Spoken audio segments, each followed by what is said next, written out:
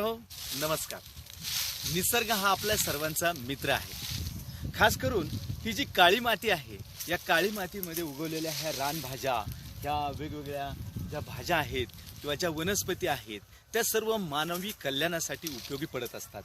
मुळात अन्न धान्य, ज्वारी, बाजरी हे जसं मातीतून येतं, त्याच प्रकारे वेगवेगळ्या आयुर्वेदिक वनस्पती या देखील या मातीतूनच जन्म घेतात. हीच काळी माती किंवा लाल माती मानवी कल्याणासाठी अत्यंत उपयोगी अशी ठरत असते. परंतु आपण त्यासाठी थोडाफार प्रयत्न करून आपण त्याची थोडीफार माहिती जर गोळा केली तर त्या मातीचा उपयोग आपल्या मानवी त्वचेसाठी, त्याचबरोबर वेगवेगळे जीवनसत्व मिळवण्यासाठी होत असतो. मित्र हो, याच काळ्या मातीमध्ये आपण जन्म घेतला आहे आणि याच मातीमध्ये आपण जाणार आहोत. म्हणजे जन्म आणि मृत्यू हे सर्व ह्या मातीमध्येच जाणार आहे. या मातीपासून काय तयार होत नाही? सोनं, अन्नधान्य, वेगवेगळी खनिज द्रव्य, पेट्रोल, डिझेल, वेगवेगळ्या प्रकारचे धातू हे सर्व याच मातीतून तयार होत असतात. एवढंच नव्हे तर ज्या गाईपासून आपण दूध मिळवतो, जे अमृत मिळवतो, त्या गाईचं दूध देखील आपल्याला मातीतूनच मिळत असतं. बघा, याच ठिकाणी ही शेळी आहे, ती गवत खाते आहे. त्या गवतापासूनच हे दूध तयार होतं. म्हणजेच अप्रत्यक्षरित्या या मातीतूनच मिळणाऱ्या दुधाचं आपण अमृत म्हणून प्राशन करतो आणि आपलं शरीर बलवान करत असतो.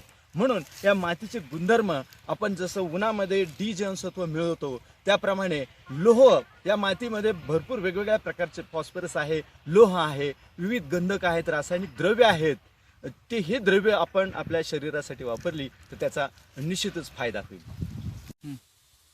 त्याच मातीचा लोह घेऊन, गंधक घेऊन, फॉस्फरस घेऊन, हे आयुर्वेदिक तत्व घेऊन ह्याच रानभाज्या आपल्याला बलवान आणि पुष्टी देत असतात.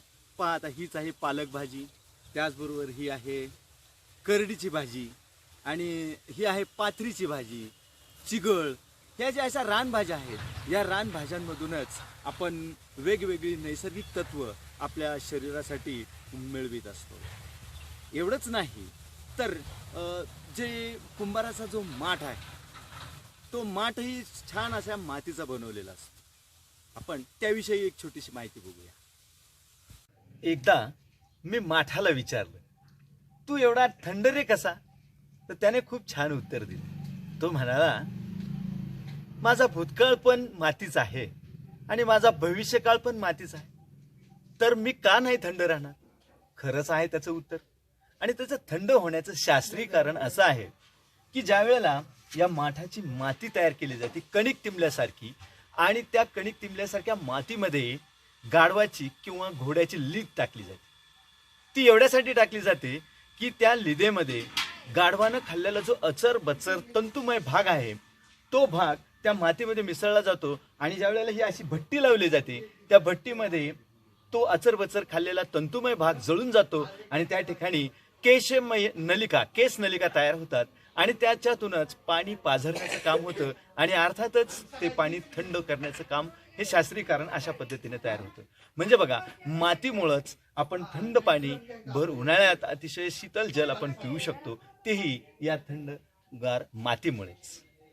ज्याप्रमाणे कोवळ्या उन्हापासून आपल्याला डी जीवनसत्व आपल्या त्वचेला मिळत असतं, त्याचप्रमाणे या मातीपासून, ही माती जर आपण आपल्या अंगाला लावली, अशा या प्रकारे जर आपण सगळ्या अंगाला लावली, तर आपली त्वचा ही या मातीमध्ये असणारं जे काही लोह आहे, ते लोह ही त्वचा आपली त्यानुसार ही घेणार आहे.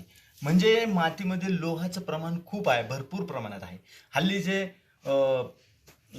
हिमोग्लोबिन कमी होत आहे किंवा पांढऱ्या पेशी कमी झाल्या किंवा अनेक ही जी नवीन दुखणी आलेली आहेत, याच्यावर हा एक खरोखरच रामबाण उपाय ठरावा की या मातीमध्ये असणारं लोह जर आपण आपल्या त्वचेला लावलं, सगळीकडे आपल्या त्वचेला जर लावून, तर नक्कीच आपलं हिमोग्लोबिन वाढणार आहे, लोह वाढणार आहे.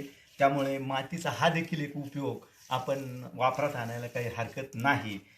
बघा, ही एक थेरपीच म्हणू आपण. या थेरपीचा आपण सगळे उपयोग करू शकता.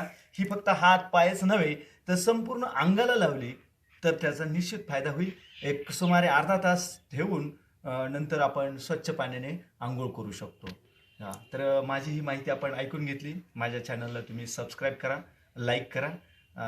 या भरलेल्या हातासहित, मातीच्या हातासहित, ज्या मातीत आपल्याला जायचं आहे त्या मातीसहित तुम्हाला सगळ्यांना नमस्कार.